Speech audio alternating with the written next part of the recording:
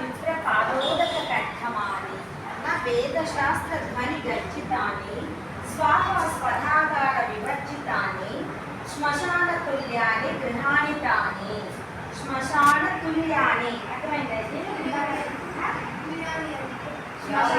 తుల్యము అంటే సమానం అంటే చెప్తా భావం.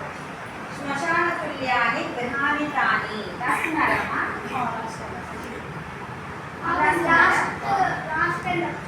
శ్మశాన తుల్యాని గృహాణి తాని గృహాణి తాని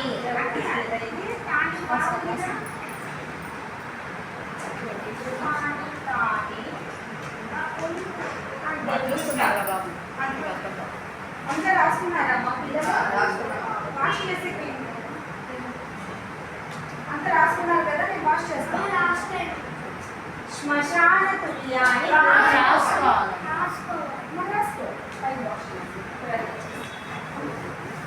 భావం కూడా రాస్తాను. ఎందుకంటే నోట్తో చెప్తే మహాప్రాణులు ఏ వాళ్ళని తప్పులు పోతున్నాయి, తప్పులు రాస్తున్నారు పిల్లలు. సరేనా?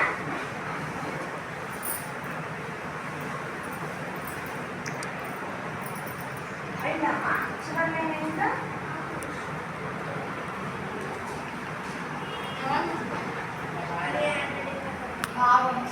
భావము అని రాసుకోండి.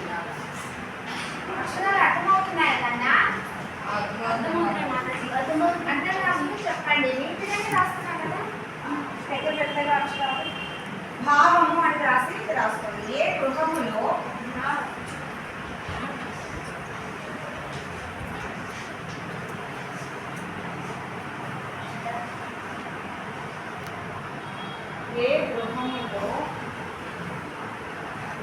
వేద విద్వాంసుని సత్కారం జరగదు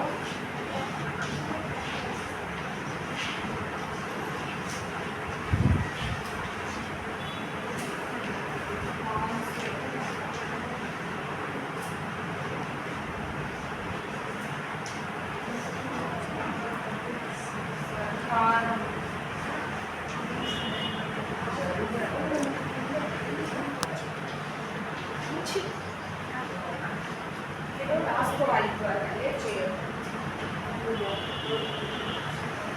స్వాహాకార శబ్దముతో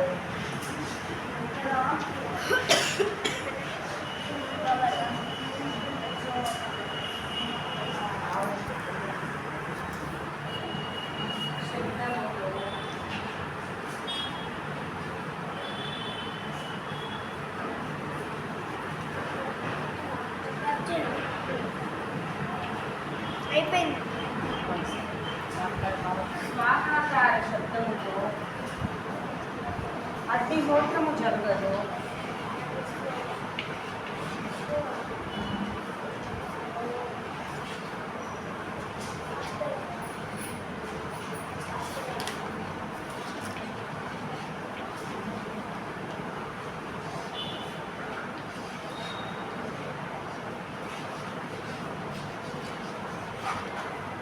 చివరిలైన అయిందా? అయిపోయిందా?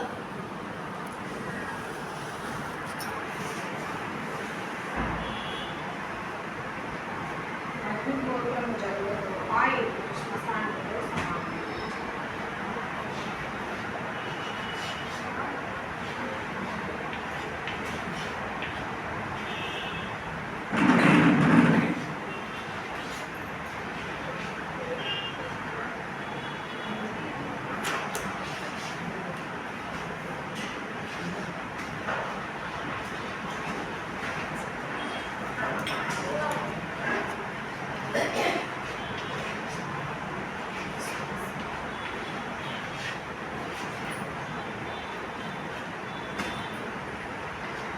అర్థమవుతుందా? చూడండి భావము. ఏ గృహములో వేద విద్వాంసుని సత్కారము జరగదు, స్వాహాకార శబ్దముతో అగ్నిహోత్రము జరగదు, ఆ ఇళ్ళు శ్మశానముతో సమానము అని ఈ శ్లోకంలో మన మహర్షి చెప్తున్నారు.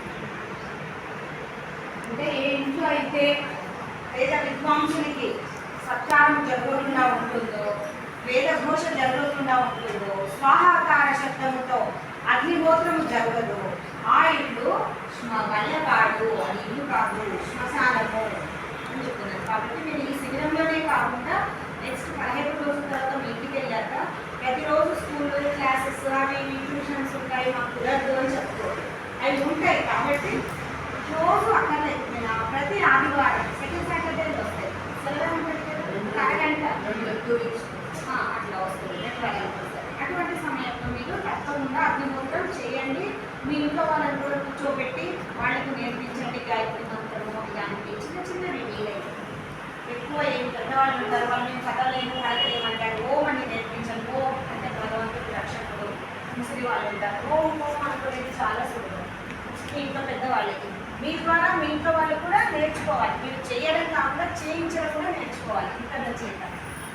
అప్పుడు బాగా ప్రచారం విరివిగా సాగుతుంది. ఇది రాసుకున్నారా నాన్న?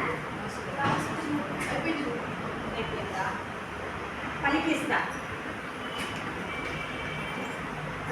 ఏమైనా స్టాప్ చేయండి.